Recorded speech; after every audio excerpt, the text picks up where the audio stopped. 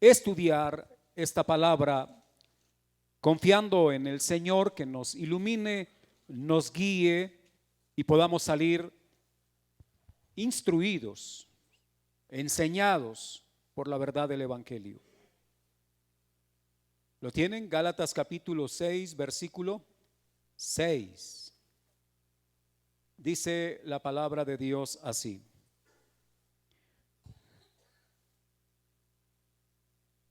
el que es enseñado en la palabra, haga partícipe de toda cosa buena al que lo instruye.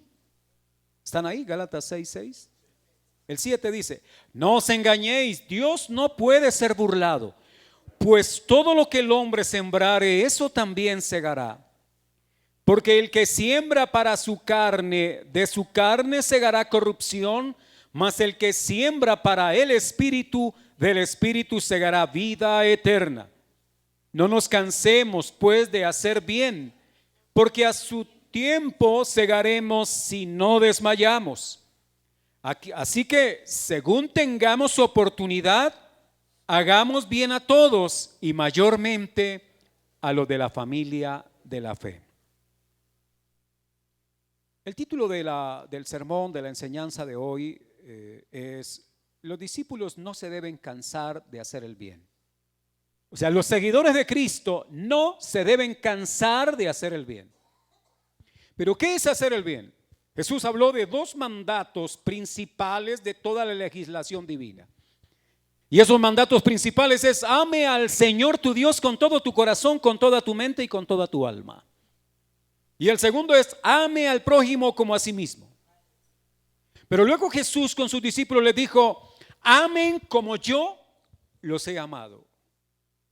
O sea que no basta con no robarle al prójimo, con no matarle, con no causarle daño. No basta, porque yo podría pensar que como no hago eso, estoy cumpliendo el mandamiento de amar al prójimo. Pero el Señor dijo mira, ustedes deben amar así como yo los he amado. ¿De qué manera Jesús nos ha amado? Dando su vida por nosotros. Y por lo tanto, la verdadera forma de cumplir el mandamiento de amor a los otros es cuando nosotros somos movidos por el Señor mismo para dar la vida por el otro. No de tomar la vida del otro, es dar la vida por el otro.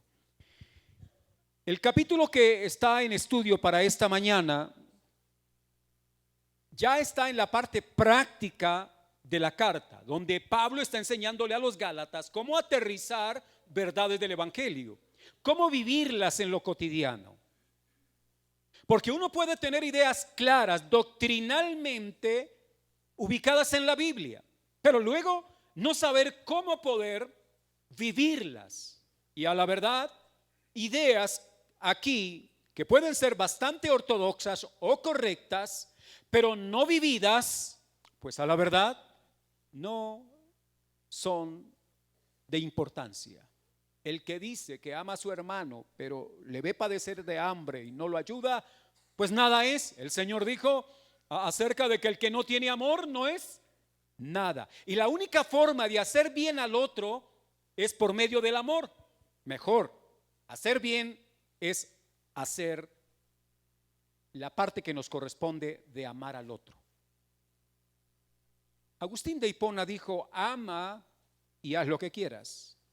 Esa frase ha sido mal interpretada, pero lo que Agustín de Hipona quiso decir es: todo lo que usted haga impulsado por el amor de Dios le quedará bien, lo hará bien. El amor es lo que nos muestra a nosotros que somos hijos de Dios. Y como característica de ese amor que se hace visible en nosotros es el hacer el bien. Considero que en esta unidad del versículo 1 al versículo 10 el texto clave es: no nos cansemos pues de hacer el bien.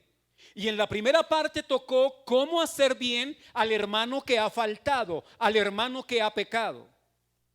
Cuando dice: si alguno fuere sorprendido en alguna falta, no es caerle con juicios, no es censurarle y destruirle con comentarios nocivos, El hacer el bien al que ha caído es restaurarlo con espíritu de mansedumbre. Y el apóstol les enseñó a los Gálatas, considerándose a sí mismos, no sea que usted también sea tentado. Eso es hacer el bien a un hermano que ha caído. Esa fue en la primera parte. Pero en la segunda parte nos está enseñando desde el versículo 6, y aquí es donde yo señalaba de que es incómodo para mí, pero que debo hacerlo. Espero ustedes me interpreten bien. Al enseñar esta palabra no estoy buscando ningún beneficio, y debo también agregarme a las palabras de Pablo cuando dijo: esto que estoy explicándoles a ustedes no es porque yo esté buscando algún bien en ustedes. Pablo rehusó a un derecho que tenía para evitar comentarios. Yo quisiera hacerlo como Pablo, pero no puedo hacer, no puedo rehusar al derecho, porque es un derecho. Él lo hizo libremente de la iglesia de los Corintios, pero él usó el derecho con otras comunidades a las que él siempre apeló para buscar ayuda y poder continuar con la tarea que el Señor le había encomendado. 2 puntos acá.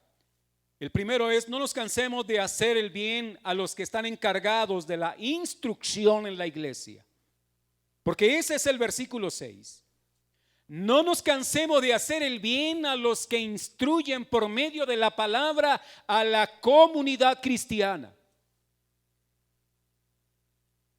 Y el segundo punto tiene que ver con el versículo 10, y es: no nos cansemos de hacer el bien a todos.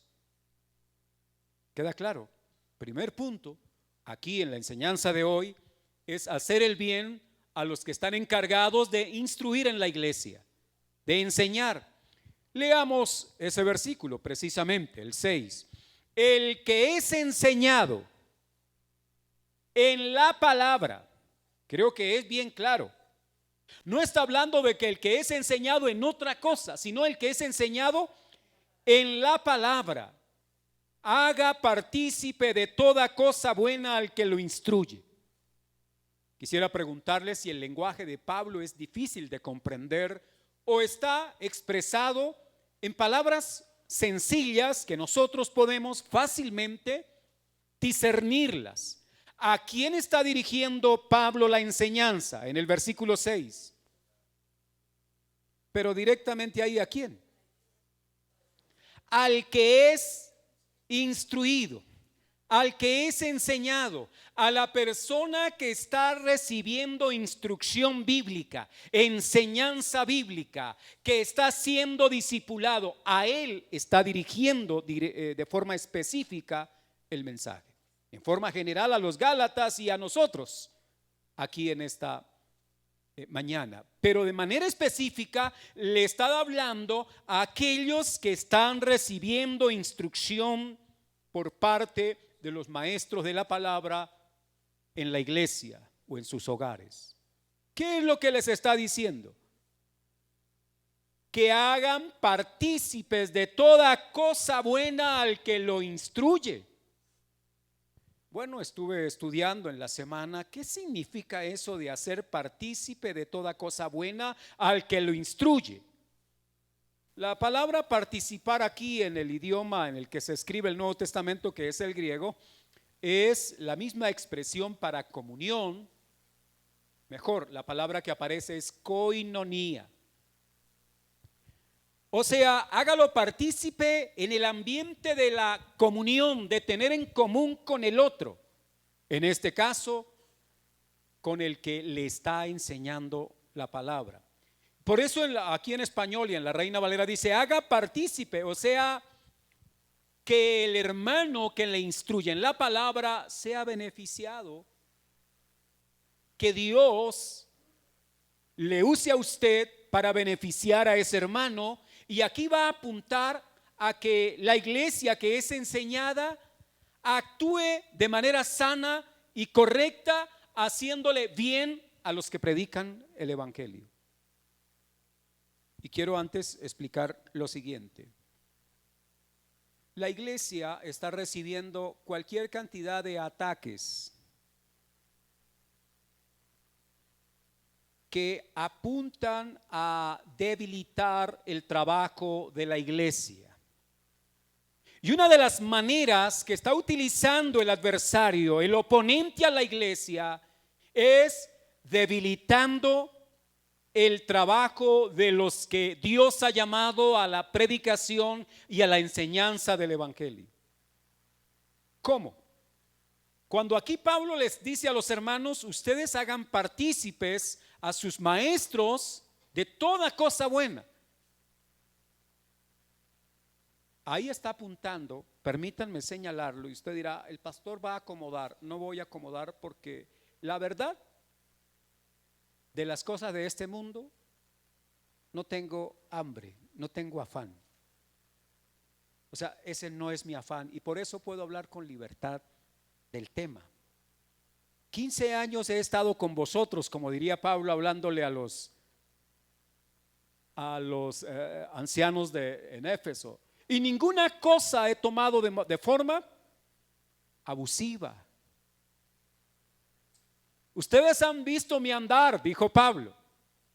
Ustedes conocen mi proceder. Él les estaba enseñando porque si había algo de lo cual, o mejor, por lo cual Pablo debería ser censurado, pues que mejor lo hablaran de una vez. Pero Pablo tenía limpia conciencia. Ahora, aquí estoy para decirles lo siguiente.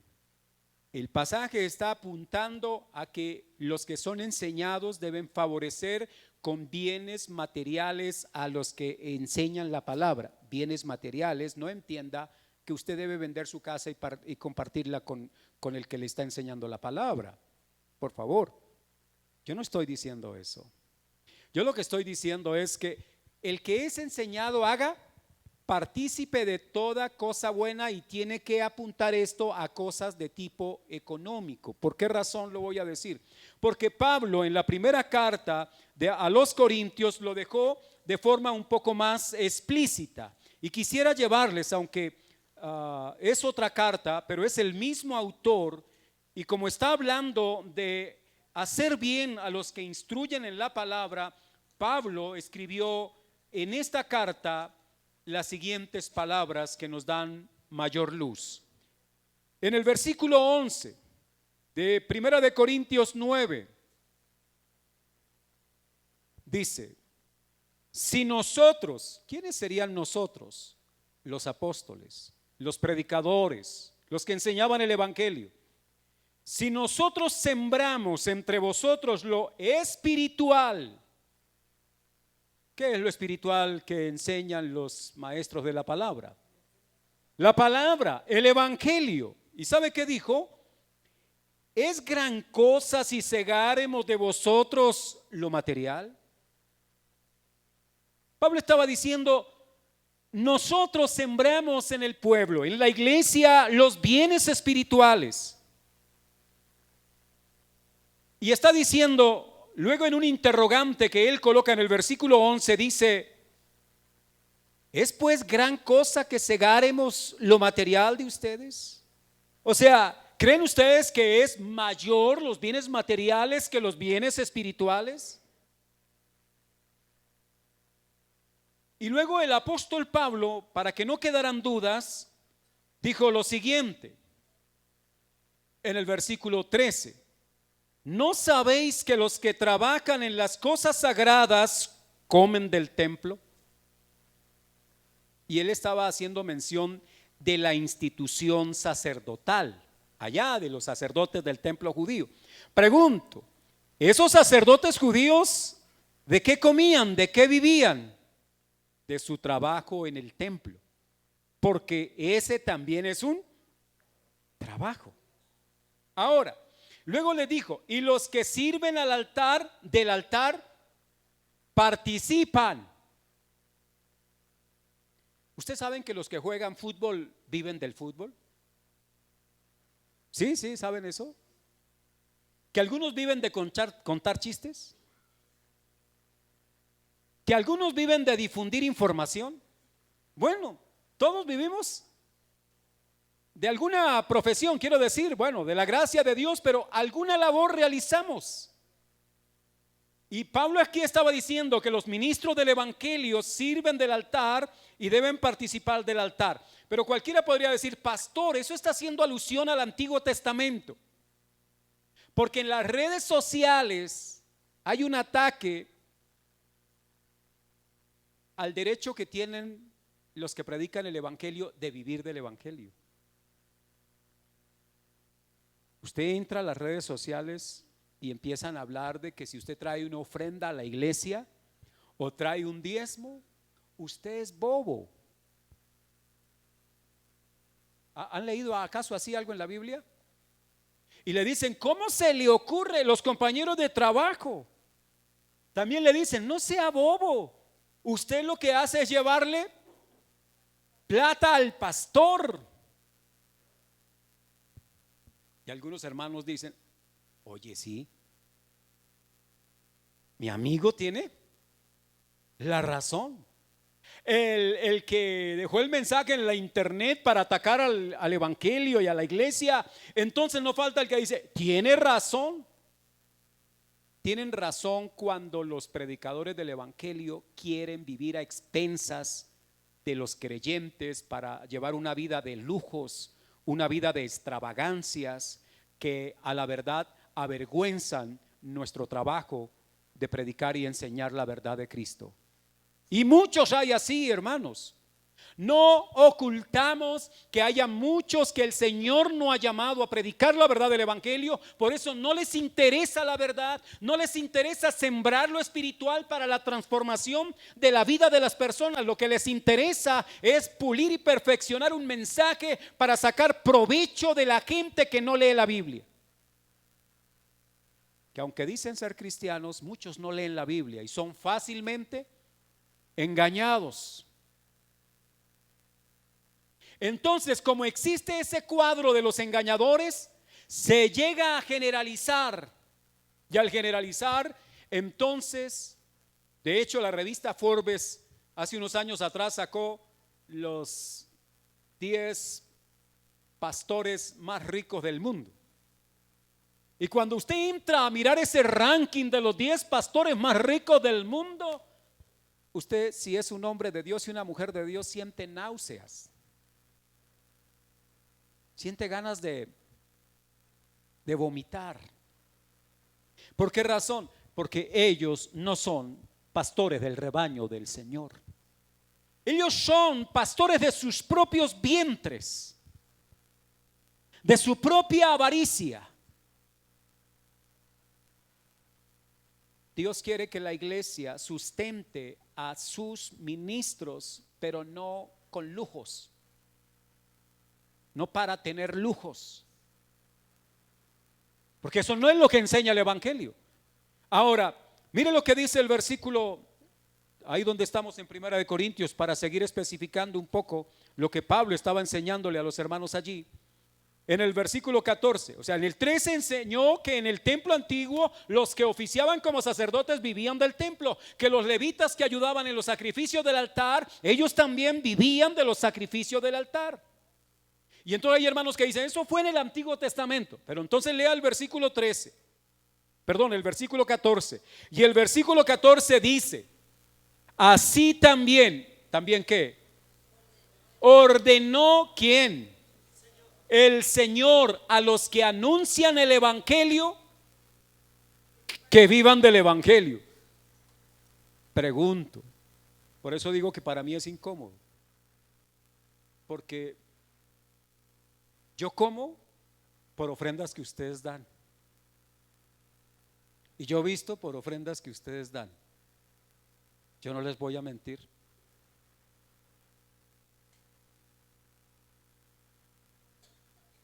Gracias a Dios por el trabajo que Dios les dio a ustedes. Ahora, pero no solo yo. Otros hermanos que están en el ministerio en la iglesia, ellos también están recibiendo sustento para hacer el trabajo que requiere hacerse desde la iglesia en favor de la comunidad.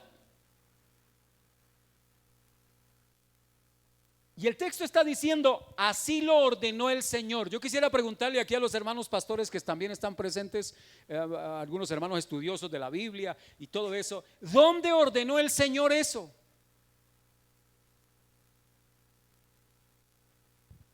Porque ahí dice Pablo, o era que Pablo se estaba inventando esta enseñanza para sacar provecho de la gente. No, Pablo estaba guiado por el Espíritu Santo. Y por el Espíritu Santo está hablando acá. Así también ordenó el Señor que a los que anuncian el Evangelio, que vivan del Evangelio. Ojo, del Evangelio, no de los evangélicos.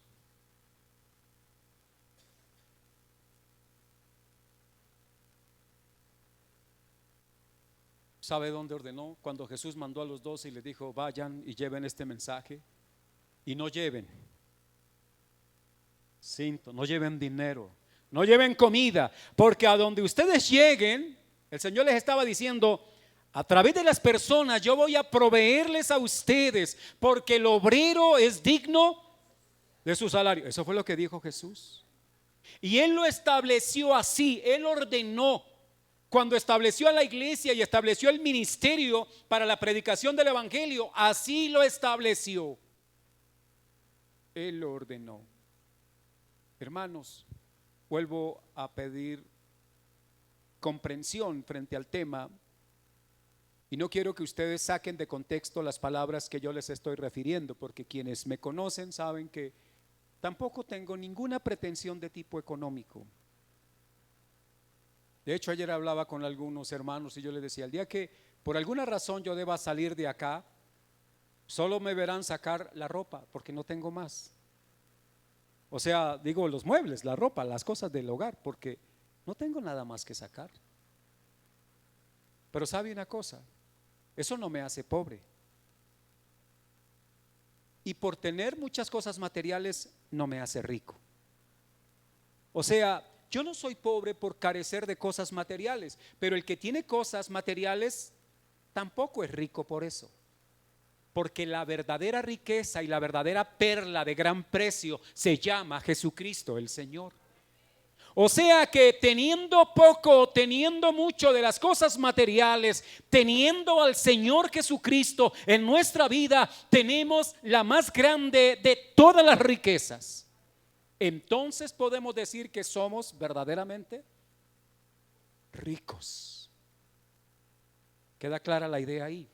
Pablo estaba enseñándoles allí dentro del capítulo 9 que habla de los derechos de un apóstol, derechos de un mensajero del Evangelio. Y ahí les estaba diciendo, así ordenó el Señor que los que anuncian el Evangelio, que vivan del Evangelio. Ahora, usted dirá, bueno, yo voy a probar suerte. Porque algunos piensan que eso es así. Y algunos podrán decir, bueno, voy a vivir, voy a ponerme a predicar y voy a ver qué pasa. Quiero decirle que el Señor respaldará a los que Él llamó. Pero si Dios no lo llamó a usted, hermano, probablemente va a fracasar. Quiero decir, va a fracasar. Porque si Dios no lo llamó, Dios no lo va a respaldar. A unos llamó Dios a ser empresarios, a otros llamó Dios a ser médicos, ingenieros, abogados. Dios llamó a otros a ser agricultores. Es llamamiento de Dios. Espero usted me interprete bien. Algunos pensarían que Dios solo llamó a los que predican. No, Dios nos llamó a todos a hacer algo en su inmensa obra, que es la tierra, la creación, el mundo. Y ahí todos fuimos llamados a hacer algo. De tal manera que el trabajo que usted hace es por llamamiento de Dios, por lo tanto a Dios se entregará cuenta. Pareciera ser que los que cuentan chistes tienen derecho a vivir de los chistes que cuentan. Tienen derecho a cobrar cuando hacen presentaciones. Pero los que predican el Evangelio pareciera ser allá afuera que no tienen ningún derecho.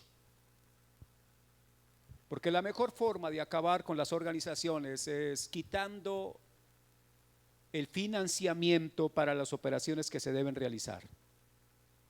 ¿Ya? Un hogar comienza a tener problemas cuando sus recursos económicos ya no están presentes.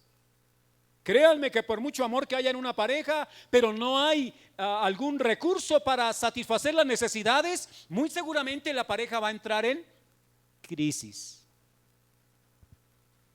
Y claro, si se aman y buscan a Dios, pues el Señor es misericordioso porque Dios siempre va a suplir nuestras necesidades. Y aquí estamos hablando de ayudar a los que enseñan, a los que predican el evangelio. Hay una discusión a veces en redes sociales donde los hermanos entran también a participar de esas discusiones malsanas que no llevan a ningún provecho.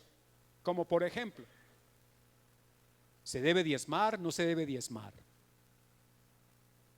Yo quisiera decirles algo. Es obvio que el diezmo fue dado en la ley de Moisés. Y usted dirá, entonces no hay que diezmar. Yo lo que estoy diciendo es, fue dado en la ley de Moisés. Y yo no podría apelar a la ley de Moisés para decirles a ustedes que diezmen. Pero yo puedo hacer algo, y es que al mirar el nuevo pacto, en el nuevo pacto, Cristo morando en el corazón de los creyentes, ha capacitado a los creyentes no solo para dar el 10%, sino para dar su vida misma. No sé si me estoy haciendo entender. Por eso en el Nuevo Testamento ya no se habla prácticamente del diezmo, por ahí se hace mención. ¿Y sabe por qué no se hace mención? Se habla de la ofrenda. Y algunos hermanos dicen, me siento más cómodo con la palabra ofrenda que con la palabra diezmo. Yo lo felicito por sentir comodidad con la palabra ofrenda. Ahora que yo la explique, espero que se siga sintiendo igual de cómodo. Cuando las personas llevaban un cordero para el sacrificio, no podían llevar el 10% del cordero. Había que llevar el cordero completo. Pero algo más, ofrendar es el impulso de un corazón generoso y agradecido con Dios. No en la imposición de un mandamiento o de una ley. Porque, pregunto, ¿usted ha ido con un corazón de gozo a pagar el impuesto predial o el del vehículo? Ay, ¿cómo sería ver a los hermanos cristianos, vernos ahí en esa fila, nosotros todos felices cantando, demos gracias al Señor en la fila del banco, ¿verdad? Para pagar los impuestos. Ese cuadro no lo vamos a ver, porque nosotros sentimos que eso es una obligación, es una imposición, forzado. El Estado nos obliga. Y quiero decir que Dios lo que hace es colocar gratitud en el corazón para que por generosidad demos. ¿Y sabe qué dice la Biblia? Dios ama. Otra vez. Dios ama. Si analizáramos esa frase, el impacto de esa frase, ¿sabe? Dios ama al dador alegre, no al mezquino, y no al que cree que dando el diezmo ahora es más santo que los otros. No sé si me hice entender. Porque hay personas que dicen, a ver, yo no falto con el diezmo. Pues no falte, hermano, esa es una bendición que Dios le da. Pero no, eso no lo hace más santo. Mire, la ofrenda en el Nuevo Testamento, ¿cuántos prefieren la ofrenda? Amén, preferimos ofrendar, porque esa es la idea en el Nuevo Testamento. La viuda ofrendó, dio todo lo que tenía. ¿Ofrendar o diezmar? Ofrendar. Ojo, lo que pasa es que a nosotros, bajo la mala enseñanza, se nos enseñó que ofrendar es dar las monedas que me quedaron del transporte. Eso algunos llaman ofrenda. Algo así como el esposo que llega recibiendo la quincena y le dice a la esposa, tome, me quedaron estos billetes, ¿verdad? De 1,000 y de 2,000, y él se guardó el resto para él. Pregunto, ¿esa esposa pensará que él le ama? ¿Que ama a sus hijos? Es más, él solo deja ver su corazón egoísta y tacaño. Pero un esposo que trabaja, una esposa que trabaja y ambos dan generosamente para sus hijos, para su casa, y lo dan con alegría, ¿ustedes no creen que eso contagia de un ambiente especial? Voy a decirle algo. Si usted viene a mi casa a visitarme y yo le ofrezco un tinto y lo hago de mala gana, no me lo reciba.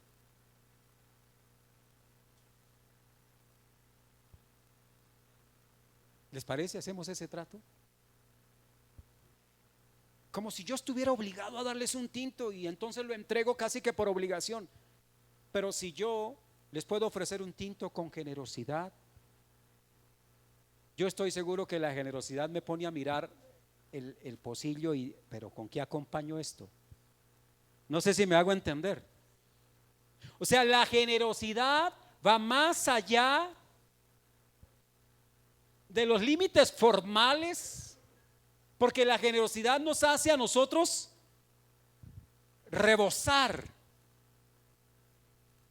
y ser abundantes. En el campo, cuando las personas del campo lo invitan a usted a almorzar, vaya con 2 o 3 días de ayuno. ¿Por qué razón? Porque ellos cuando lo invitan a almorzar no lo hacen por cortesía, lo hacen por amor, por generosidad. Y le matan la mejor gallina, la gallina más grande y más gorda. Porque en el campo se cree que la más gorda es la mejor. Ya. Y le sirven esa sopa de pastas, ¿verdad? Con esa grasa por encima. Ellos creen que están dando lo mejor. Obviamente desde su perspectiva es lo mejor. Lo que quiero con esto es ilustrar, ellos no están escatimando nada porque es un acto impulsado por la generosidad. Si usted va a comprarle los zapatos a sus hijos y va a buscar los que están en esa canasta de promoción que ya son de los de hace 3 años, usted es un mal papá. Usted es un tipo, ahora, si es que no tiene para más, está dando todo. Porque si yo no tengo sino 20,000 pesos para comprarle zapato a mi hijo, no tengo más, pues los que están en los mostradores valen 100, 150, 200. Yo no tengo sino 20,000, pues me tocó echar mano de lo que había en la canasta. Y mi hijo entenderá. Pero si mi hijo se dio cuenta de que yo cuento billetes y yo le compro los zapatitos de la canasta, que son ya los feos, los rayados, los que no están bien, ya sucios, sabe que le estoy dando un mensaje y estoy traspasando su corazón, estoy haciendo doler su corazón, porque no hay generosidad. Y en el nuevo pacto la invitación es a ser generosos. Entonces, por eso, hermano, la ofrenda en el Nuevo Testamento comienza, o sea, el Nuevo Testamento supera la ley del Antiguo Testamento. En todo. Mejor sacrificio, mejor salvador, mejores ofrendas. Usted lee, ahora vamos a estudiar Hebreos, dentro de 8 días comenzamos. Mejores ofrendas, mejores sacrificios, mejor salvador. Porque el nuevo pacto es la culminación del plan de Dios, donde Dios coloca lo mejor de sí. ¿Qué es lo mejor de sí? Su propio Hijo. El que no escatimó a su propio Hijo. Él nos enseña cómo ofrendar. ¿Tenía la obligación Dios de hacerlo? No, pero de tal manera amó Dios al mundo. ¿Qué lo movió? El amor. Solo el amor nos lleva a actuar bien con el otro. Esto que le estoy diciendo no es para que el otro domingo traigan una mejor ofrenda. Yo no les estoy invitando a eso.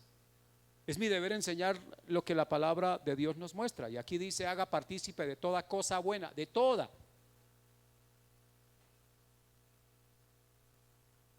Voy a poner un ejemplo que en algún momento me dolió el corazón, a mí. Y es que estaba en una iglesia a causa de mis funciones también, como parte de las direcciones en las que el Señor nos ha permitido estar. Fui a una iglesia Y a una hermana de la comunidad, de esa comunidad, a esa hermana le habían dado un dinero como una indemnización o una liquidación y le habían dado 60 millones de pesos. ¿Cómo estaría esa hermana? ¿Feliz? Y era una mujer con el principio de dar siempre el diezmo. Y fijo, ella no falló con su diezmo. Llevó el diezmo a la iglesia. ¿Cuánto es el diezmo? Cuando usted ve 6 millones para ofrendarlos a la iglesia, a usted le tiembla la mano, uno le da como Parkinson, no sé. A uno se le vienen todos esos males modernos, ¿no? Le da hasta Alzheimer, olvido la ley de Dios, olvido los mandamientos. Pero esa persona hizo algo que pienso que no fue correcto. Igual no soy nadie para juzgarle. ¿Sabe qué hizo? Ella sabía que al dar ese diezmo a la iglesia, el pastor iba a participar en algo de ese dinero. O sea, le correspondía alguna parte al pastor. Obviamente, no todo. Los pastores no cogemos todo porque algunos creen que y eso ahí pasan hermanos harto a echar y todo eso es para el pastor. No. Cuando quieran hablamos de cómo es la situación. Que la misión, si algo ha tenido, es regular para evitar los excesos, el abuso de un derecho. Que no se trata de abusar de los derechos. Que en otro lado, no nos importa, no vamos a juzgar a nadie en otro lado. Tenemos es que mirar nuestras propias vigas. Y ya. Pues hermano, el asunto es que la hermana lo colocó como una ofrenda específica para un fin específico en el templo. En nuestra regulación, para que los hermanos conozcan un poquito de nuestras normas, discípulos de Cristo, cuando un hermano dice, doy estos 100,000 pesos para los baños, recuerda que estábamos arreglando los baños, significa que los 100,000 íntegramente van solo para eso. No se puede tomar un peso para ninguna otra obra. Y entonces esta hermana puso destinación específica.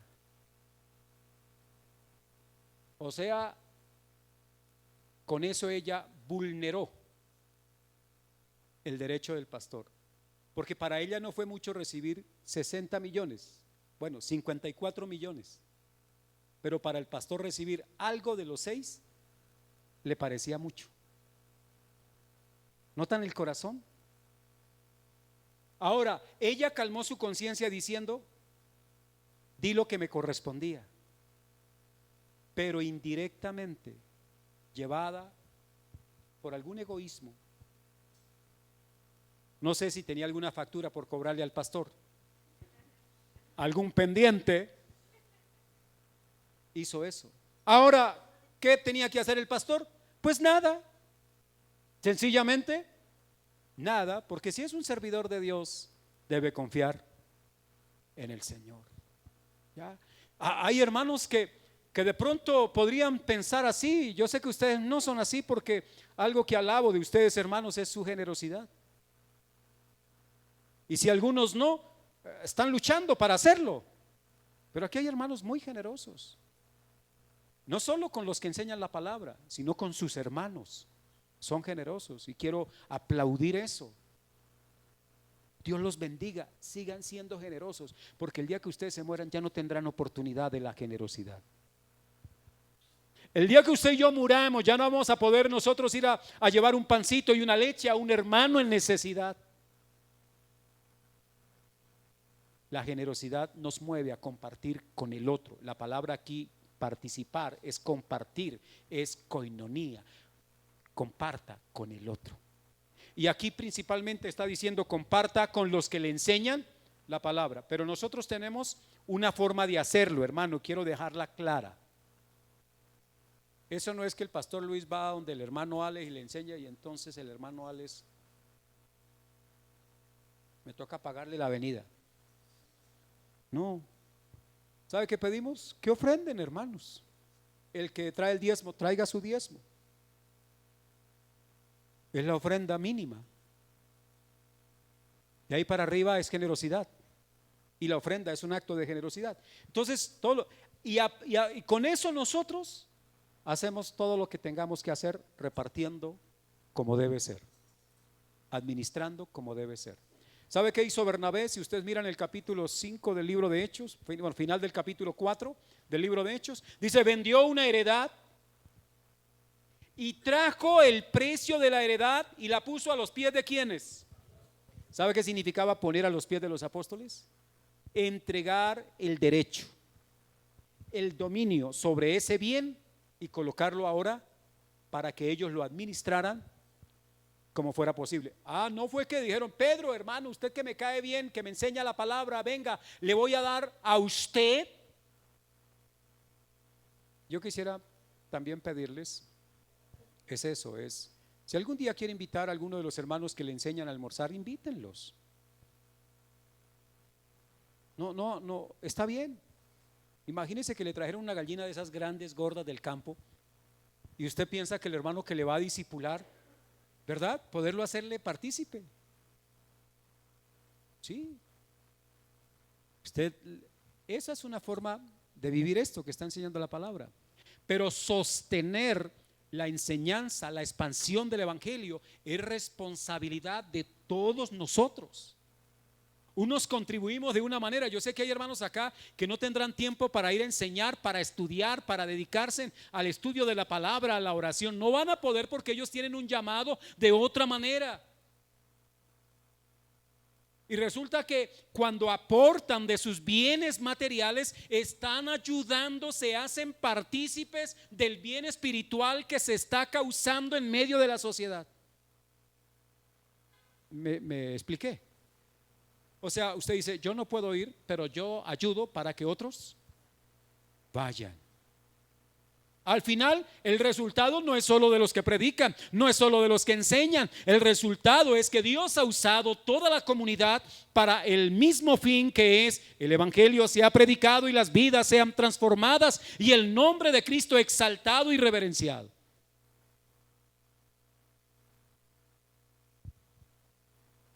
Lo ordenó el Señor, los que anuncian el evangelio, que iban del evangelio. Pero permítame señalarle lo siguiente: no respalde ministerios que se autoproclaman, porque no son más que vividores. ¿Qué quiere decir? Que no cualquiera que llegue a su casa le dice: no, es que yo me nombré pastor, yo sentí aquí en el corazón que yo era pastor, y se autoproclaman. Esos que se autoproclaman son personas que no han aprendido a someterse a las autoridades. Pablo enseñó que Timoteo fue un hombre ordenado por un presbiterio, autoridades de la iglesia que ordenan a otros para el ministerio. Ese es el orden divino. ¿Queda claro? O sea, no es cualquiera que se autoproclamó, se acostó, ¿verdad? ¿Qué le digo yo? Como comerciante, y se levantó como ministro del evangelio. Eso no sucede así. Seguramente que si es un comerciante, Dios lo irá llevando, y si quiere que él deje sus comercios, su profesión, y se dedique a la predicación del evangelio, Dios lo hará a través de las autoridades de la iglesia. No podemos desconocer eso. Ahora, y hay hermanos a los que yo invito: no respalden, porque cuando usted aporta dinero a causas humanas, creyendo que lo está haciendo para el reino de Dios, usted se hace partícipe del pecado del otro. Cuando el general Simón Bolívar, el ilustre y brillante libertador, había logrado dominar las fuerzas españolas, él se proclamó como presidente, pero en su propuesta estaba ser presidente vitalicio. ¿Sabe qué significaba eso? De por vida. O sea, después de que yo me muera, así friéguense o hagan lo que quieran, pero mientras yo esté, aquí el que manda soy yo. ¿Qué tiene que ver esto con con lo que estoy enseñando? Que muchos pastores iniciaron iglesias y ellos en sus estatutos colocaron ser los representantes legales de esa iglesia de forma vitalicia. Yo sé que hay hermanos aquí que de pronto no entienden el impacto de eso. Y tampoco esta es una charla para explicarles eso. Pero solo mencionarles que eso significa que ellos, al ser representantes legales vitalicios, son los que tienen el poder, el control, hasta que mueran. Y algunos en sus reglamentos dejaron, después de mí, mi esposa o mi hijo. Eso es una monarquía. Ese es un pequeño reino. Hermanos, eso no es sano para la iglesia. Eso pervierte, eso corrompe. No sé si me hice entender. Yo no soy el pastor vitalicio acá, hasta el día que Dios quiera.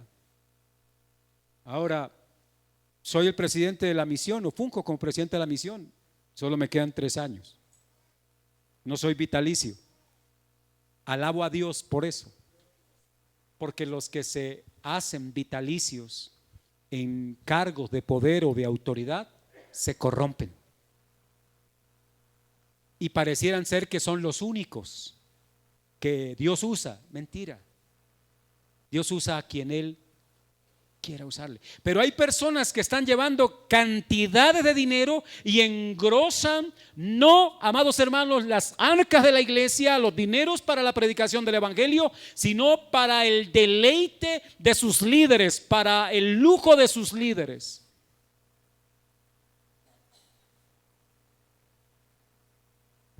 Esto también es una, ¿qué le digo? Es una denuncia que estoy haciendo con lo que estoy informando acá. Pero lo que quiero es invitarle, sea generoso con los que le enseñan la palabra de Dios. Y la manera de hacerlo es cuando Dios ponga en su corazón la ofrenda o el diezmo. La Biblia dice que los primeros cristianos separaban para el primer día de la semana.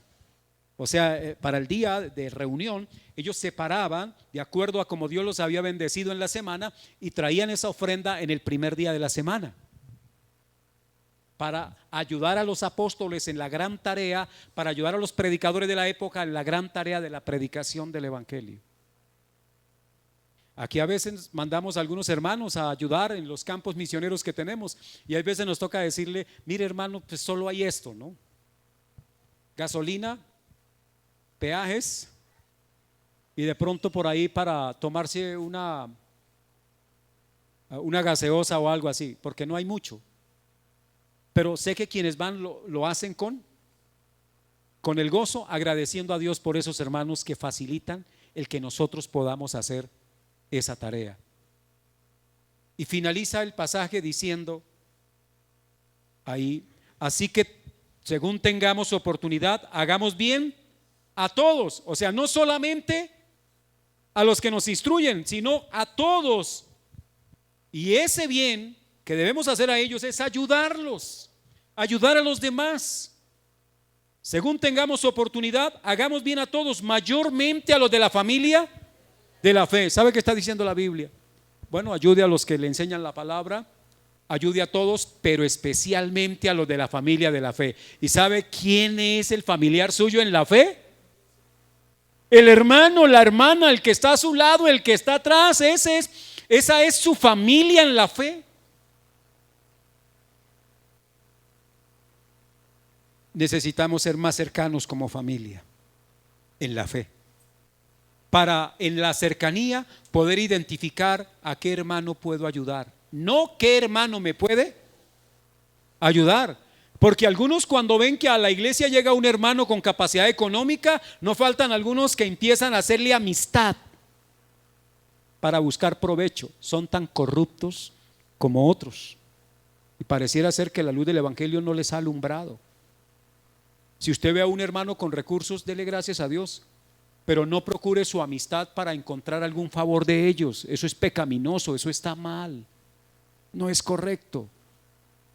No es correcto para el ministro del evangelio que entonces a los hermanos que más ofrendan más los visita. Yo aquí, con todo el respeto de los hermanos que están, a los que más nos aportan económicamente, a los que menos visito. Y ustedes saben quiénes son. A los que menos visito.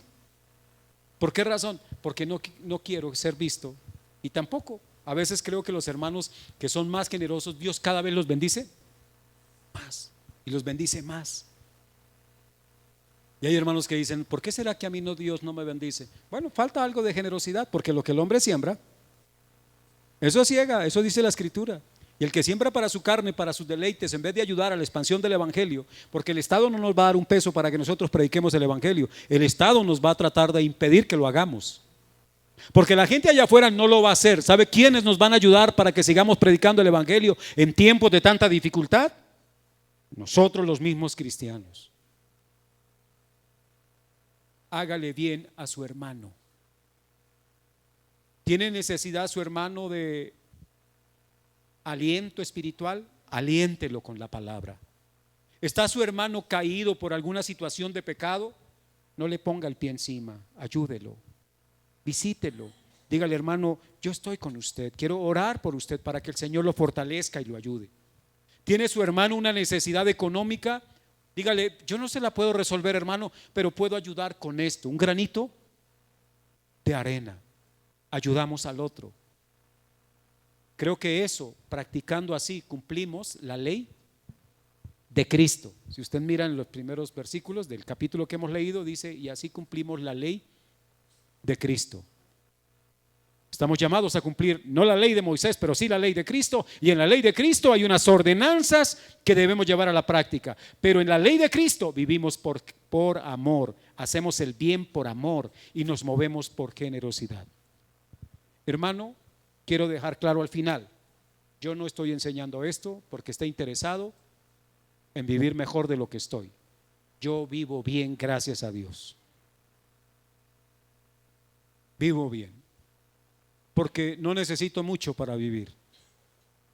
Ustedes me ven un poco delgado, no es porque aguante hambre, sino porque hago ejercicio y porque me cuido en la comida, por salud, porque necesito salud para servir al Señor. Pero vivo bien, gracias a Dios y a ustedes. Y no estoy buscando ningún favor, ninguna dádiva. Pero tengo que hablar de esto que la Biblia enseña, porque si también traiciono esto, no estoy siendo fiel a la Escritura. Entonces, hermanos, es esa la única intención. Conozca usted que la Biblia también habla de este tema y que nos orienta de forma correcta. Vamos a orar.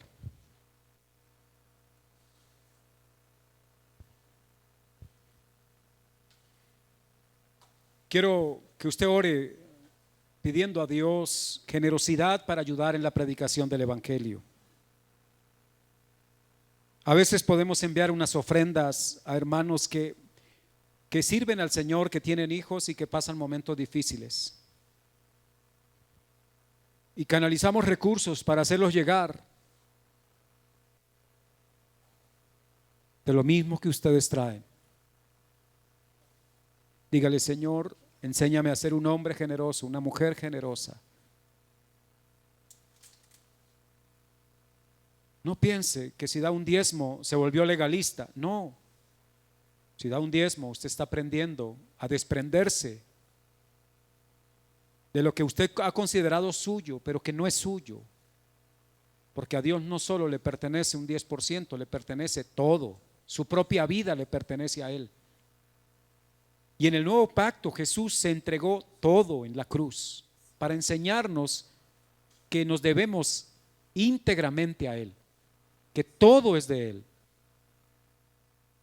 Padre, te doy gracias en esta mañana por tu amor y por tu gran misericordia. Santísimo Dios, quiero suplicar que tu Espíritu Santo, quien inspiró estas palabras, puedan guiar el corazón de mis hermanos. Señor, sé que como personas que enseñamos la palabra, estamos obligados a enseñar todo el consejo tuyo, y que en esta ocasión había que hablar de esto, Padre. Tú sabes y conoces mi corazón, que no hay inclinación. Y si hay alguna inclinación oculta en mí, te ruego, Dios, que perdones mi pecado. Te ruego, Señor, que obres en el corazón de mis hermanos, aquellos que han decidido creer a lo que en las redes se dice respecto a los pastores. Y aunque siendo verdad en algunos casos, son muchos los casos de hombres que sirven abnegadamente, que sirven porque tú los llamaste a hacerlo, y que todos tenemos la responsabilidad, porque así tú lo ordenaste, que seamos, Señor, generosos con quienes predican la palabra, con los que predican el evangelio, que los ayudemos no a tener una vida de lujos, porque no es permitido tal cosa, pero que tengan lo necesario para que puedan cumplir la tarea, que tengan los recursos para que puedan moverse, desplazarse, sostener a sus familias, seguir sus estudios para